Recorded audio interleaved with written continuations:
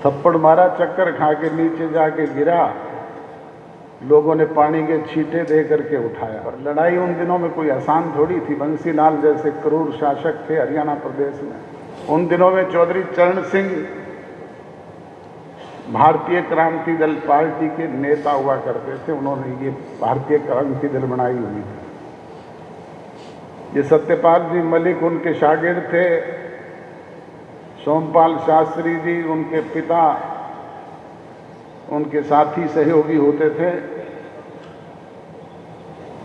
उन्होंने चौधरी देवीलाल जी को दिल्ली में याद किया। वो वहाँ गए, वहाँ सब ने इकट्ठे होकर के फिर कहा कि ऐसे कैसे काम चलेगा, लड़ाई तो लड़नी पड़ेगी। चौधरी देवीलाल ने कहा, भाई सारे अगर हिम्मत करो तो लड़ाई लड़ सकते हैं। उन्होंने कहा ईमानदारी से सब मिल करके लड़ेंगे। तो उन्होंने कहा ठीक है, सारे ईमानदारी से लड़ोगे तो लड़ाई लड़ेंगे। फैसला कर लिया लड़ने का। पर लड़ाई उन दिनों में कोई आसान थोड़ी थी। बंसी लाल जैसे क्रूर शासक थे हरियाणा प्रदेश में। करनाल को सेंटर बना दिया कि यहाँ सारे हरियाणा प्रदेश के लोग भी पहुंच जाएंगे, उधर से उत्तर प्रदेश के लोग भी आ जाएंगे, पंजाब के लोग भी आ जाएंगे। वहाँ एक जलसा रख दिया किसान सम्मेलन के नाम से। पर जलसा कोई आसान बात थोड़ी थी। ना कोई टेंट था, ना कोई लाउड स्पीकर थे। चौधरी देवीलाल ने सवे 18 शेर वाला कनस्तर लेकर के रिक्शा पे बैठ करके प्रचार किया।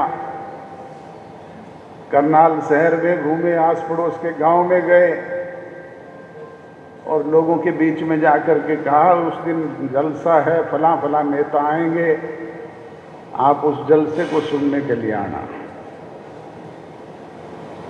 दिन भर का प्रचार करके मेरे फूफा जी रहते थे चौधरी महेंद्र सिंह लाठर करनाल में, उनके घर चले गए आराम करने के लिए। उन दिनों में एक एसपी होते थे, एसपीएस राठौड़ करनाल में, जिसको बाद में चौटाला साहब ने डीजीपी हरियाणा भी बनाया था।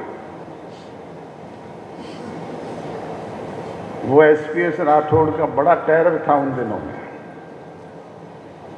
वो पीछे पीछे एसपीएस राठौड़ चौधरी साहब के पास चला गया और जाकर के कहा कि चौधरी साहब कल जलसा नहीं करोगे। बोले क्यों नहीं करेंगे भाई, जलसा तो हमारा प्रजातांत्रिक अधिकार है। सरकार अपना काम करे, हम अपना काम करेंगे, जलसा तो करेंगे। बोले मैं कह रहा हूं ना, नहीं करेंगे। बोले तू कौन होता है? बोले जी मुझे एसपीएस राठौड़ कह देते हैं। बोले हाँ, मैंने तेरी नेम प्लेट जो है ये पढ़ ली, ये स्टार लगा हुआ भी देख लिया कि तू पुलिस के जिला का कप्तान है। पर बोले 5 दिन पहले तेरे तो ये 1 स्टार लगा हुआ है, मुझे सिरसा स्टेज पे 3 स्टार वाला भी मिला था। उसने भी आकर के मेरे सामने माइक पकड़ करके कहा था कि चौधरी साहब बोलोगे नहीं। मैंने पूछा क्यों नहीं बोलूंगा? बोले सरकार के आदेश है। बोले 10 फुट ऊंचा स्टेज था, थप्पड़ मारा, चक्कर खा के नीचे जाके गिरा, लोगों ने पानी के छींटे दे करके उठाया।